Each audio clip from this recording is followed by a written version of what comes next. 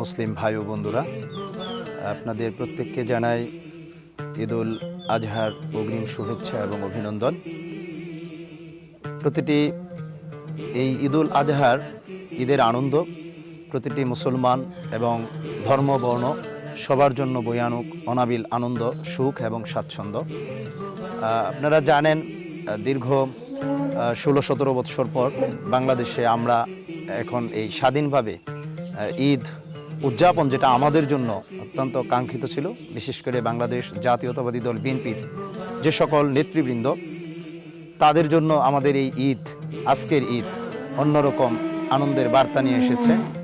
তো এই ঈদ উপলক্ষে আমার নেতা, ধামরাইয়ের গণমানুষের নেতা জনাব আলহাজ তমিজউদ্দিনের পক্ষ থেকে আপনাদের সকলকে জানাই ঈদের অগ্রিম শুভেচ্ছা এবং অভিনন্দন। আপনারা সবাই ভালো থাকবেন, সুস্থ থাকবেন এবং এই ঈদ আপনাদের প্রত্যেকের জন্য মঙ্গল বয়ে আনুক। আগামী দিনে যাতে আমরা সবাই কাঁধে কাঁধ মিলিয়ে এই কাজ করতে পারি। ঈদ আমাদেরকে সেই আনন্দের বার্তাটাই নিয়ে এসেছে, সেই বার্তাটাই আমাদেরকে দিচ্ছে।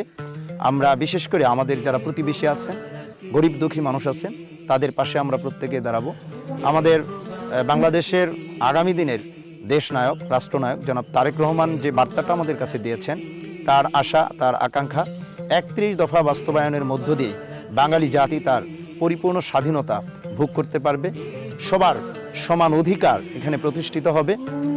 তো আপনাদের সকলকেই আবারও ঈদের অগ্রিম শুভেচ্ছা এবং অভিনন্দন জানাচ্ছি। বিশেষ করে বালিয়া ইউনিয়নবাসী যারা আছেন, তাদের প্রত্যেককে আমার অন্তরস্থল থেকে আন্তরিক অভিনন্দন এবং শুভেচ্ছা রইল।